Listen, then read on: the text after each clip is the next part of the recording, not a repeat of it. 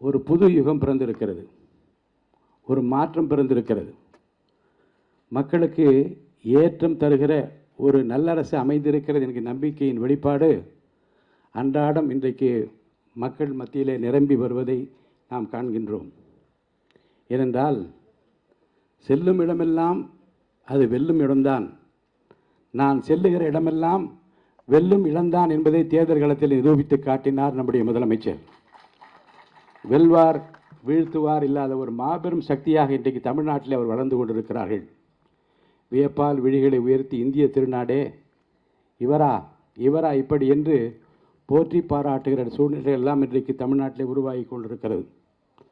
நான் திண்ணமாக சொல்லுவேன், இந்த மாடல் அரசு விஜய் மாடல் அரசு, இந்த மாடல் அரசு முதலமைச்சர் விஜய் மாடல் அரசு என்று நான் சொல்லுவேன். காரணம், தமிழ்நாட்டை எதிர்காலத்தில் அமைதி பூங்காவாக வைத்துக் கொள்ள வேண்டும் என்பதிலும் தமிழ்நாட்டு மக்கள் ஜாதி மத இன மொழிக்கு அப்பாற்பட்டு எல்லோரையும் அரவணைக்கிற கரங்கள் எங்கே என்று தேடினோமே, அந்த அன்பு கரங்கள், அரவணைக்கும் கரங்கள், கண்ணீரை துடைக்கும் கரங்கள் எங்களுடைய அருமை அண்ணா விஜயின் கரத்தில் இருக்கிறது என்று நாட்டு மக்கள் அத்தனை பேரும் குடும்பத்திலே ஒருவராக உங்களை பார்த்ததன் விளைவுதான் இந்த மாபெரும் வெற்றியின் அடையாளம் என்று நான் கருதுகின்றேன். எதிர்காலம் பத்திரமாக இருக்கிறது, உங்கள் கரத்திலே இருக்கிறது. மக்களுக்கு நம்பிக்கை பிறந்திருக்கிறது. ஏனென்றால் என்ன ஆகுமோ எப்படி நடக்குமோ என்று கதிகிடை கிடந்த அந்த மக்களுக்கு ஒரு புன்னகையாலே மாற்றத்தை ஏற்படுத்த முடியும் என்பதை நிரூபித்து காட்டியிருக்கிற மாபெரும் தலைவர் நீங்கள். தமிழக அரசியல் வரலாற்றில் ஒரு மாபெரும் வெற்றியை பெற்றது மட்டுமல்ல, வெற்றியை சட்டமன்றத்திலே நிரூபித்து காட்டுவதன் மூலமாக நாட்டு மக்களுக்கு உணர்த்தினீர்கள். நான் பேசாமல் ஒரு அமைதி புரட்சியை செய்வேன், அந்த புரட்சி மக்களுக்கு ஏற்றத்தையும் மாற்றத்தையும் தரும் என்று நிரூபித்து காட்டினீர்கள். இன்றும் நம்முடைய மாண்புமிகு சட்டப்பேரவை உறுப்பினர்களுக்கு முறையான பயிற்சி அளிப்பதன் மூலமாக வரலாற்று சிறப்புமிக்க ஒரு அவை இது. நூற்றாண்டுகளை கடந்து இந்திய துணைக்கண்டத்திற்கு பல வழிகாட்டுதல்களை தந்திருக்கிற ஒரு சபை இது.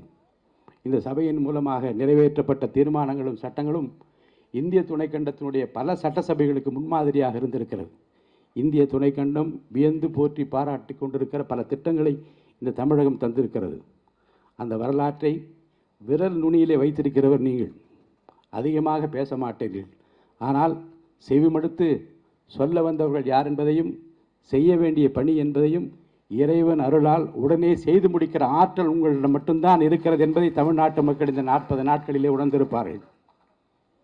இந்த அவையின் மாண்பினை போற்றி காப்பது அரசின் கடமை.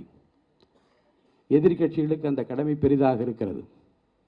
வரும் நாட்களில் சட்டப்பேரவையில் நீங்கள் எப்படி நடந்து கொள்ள வேண்டும், எதிர்க்கட்சியாக இருந்தாலும் சரி ஆளுங்கட்சியாக அனைவரையும் அழைத்திருக்கிறோம். எல்லோரும் வாருங்கள் என்று அழைப்பு விடுத்திருக்கிறோம்.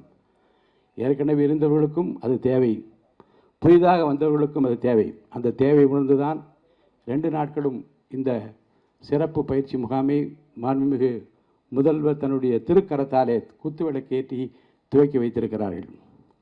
என்னுடைய நினைவுகளெல்லாம் 80ஆம் ஆண்டு சட்டமன்ற பேரவைக்கு நுழைந்த போது கன்னி பேச்சிலே யாரும் குறுக்கிட மாட்டார்கள். நம்முடைய மாண்புமிகு உறுப்பினர்கள் முதலில் எழுந்து பேசுகிற போது அது முதல் பேச்சாக இருந்தால் கன்னி பேச்சு என்று குறிப்பிடுவோம், அதில் குறுக்கிடக்கூடாது. நான் புதியவன், வந்தவுடனே முதல் பேச்சிலே சொன்னேன், ஊரெல்லாம் அண்ணா சிலை வைக்கிறோம், எங்கு பார்த்தாலும் அண்ணா அண்ணா என்று அண்ணா சிலை வைக்கிறோம், ஒரு 10-15 செலவாகிறது. அந்த 10-15 ஒரு தீப்பெட்டி தொழிற்சாலை, அந்த இடத்துல ஒரு மெழுகுவத்தி தொழிற்சாலை என்று அண்ணா பெயரில் ஏன் தொழிலகங்களை தொடங்கக்கூடாது சிலைக்கு பதிலாக என்று பேசிவிட்டேன். அனைத்து இந்திய அண்ணா திராவிட முன்னேற்ற கழகத்தின் அடித்தளமே அண்ணா தானே, அண்ணா சிலை வைக்கக்கூடாது என்று ஒருவர் பேசுவதா என்று சபையிலே சலசலப்பு ஏற்பட்டாலும் கன்னி பேச்சு என்ற காரணத்தில் யாரும் குறுக்கிடவில்லை. மாலையிலே புரட்சி தலைவர் சுற்றி சொல்லுகிறார்கள். அவர் சொன்னார், அண்ணா சிலையை வையுங்கள், தொழிற்சாலைகள் ஏற்படுத்துங்கள் என்று சொல்லியிருக்கலாம். ஆனாலும் கூட அவர் சொல்வதில் எவ்வளவு பெரிய நியாயம் இருக்கிறது என்பதை பாருங்கள். எதிர்காலத்தில் நம்முடைய இளைஞர்கள் நம்மவர்கள் தொழில் தொடங்க வேண்டும், அனைவருக்கும் வேலை கிடைக்க வேண்டும் என்கின்ற அந்த கோணத்தில் அவர் பேசியதாக எடுத்துக்கொள்ளலாம் என்று அவர் சொன்னார். இதை நான் சொல்வதற்கு காரணம், புதிய கோணத்திலே உங்கள் உள்ளத்தில் என்ன தோன்றுகிறதோ தயங்காமல் சொல்லுங்கள். ஏனென்றால் நாட்டு மக்கள் நம்மிடமிருந்து நிறைய எதிர்பார்க்கிறார்கள். வாக்களித்த பெருமக்கள் கொஞ்சத்தில் இல்லை, கிள்ளி கொடுங்கள் என்று நாம் கேட்டால் அள்ளி கொடுத்து விட்டார்கள் அவருக்காக. அள்ளி கொடுத்திருக்க அந்த வாக்கினுடைய மதிப்பு என்ன என்றால், நீங்கள் என்ன செய்ய எனக்காக என்ன செய்ய போகின்ற நாடை எதிர்பார்த்து கொண்டிருக்கிறது. இந்த அவையின் மூலமாக நீங்கள் ஒலிக்கிற குரல் தான் இந்த அரசுக்கும் தமிழ்நாட்டு மக்களுக்கும் பெருமை சேர்க்கிற ஒரு குரலாக இருக்கும். அந்த வகையில் தயங்காமல் சொல்லுங்கள், எதை எப்படி சொல்ல வேண்டும், எதை சொல்ல வேண்டும், எதை சொல்லக்கூடாது என்று பயிற்றுவிப்பதற்காக பல வல்லுநர்கள் இங்கே வந்திருக்கிறார்கள். அடுத்தடுத்து அவை முன்னவரும் மற்றவர்களெல்லாம் பேச இருக்கின்றார்கள்.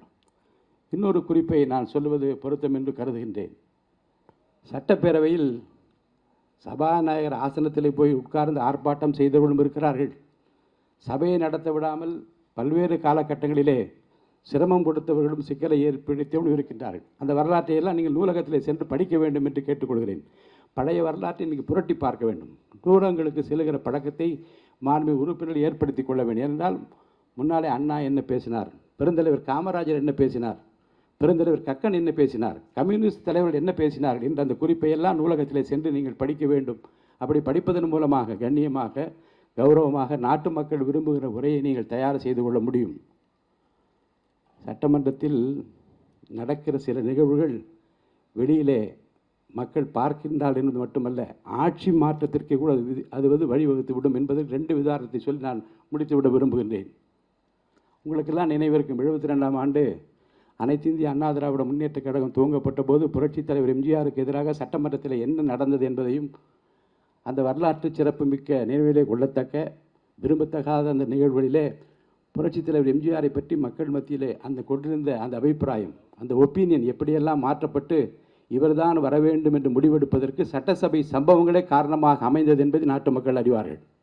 அதே போன்றுதான் 89ஆம் ஆண்டு பட்ஜெட் உரையை படிப்பதற்காக முத்தமிழறிஞர் கலைஞர் அவர்கள் எழுந்தபோது புரட்சித் தலைவர் அம்மா அவர்களுக்கும் இடையே நடந்த சர்ச்சைக்குரிய பேச்சுகளும் அவை குறிப்பில் நீக்கப்பட்டதும், சர்ச்சைக்குரிய பேச்சுக்கு பிறகு அவர்கள் தாக்கப்பட்டதாக வந்த செய்திகளும், இருவரும் தாக்கப்பட்டதாக வந்த செய்திகளும் அவை குறிப்பில் இன்னும் நீங்காமல் இருக்கிறது.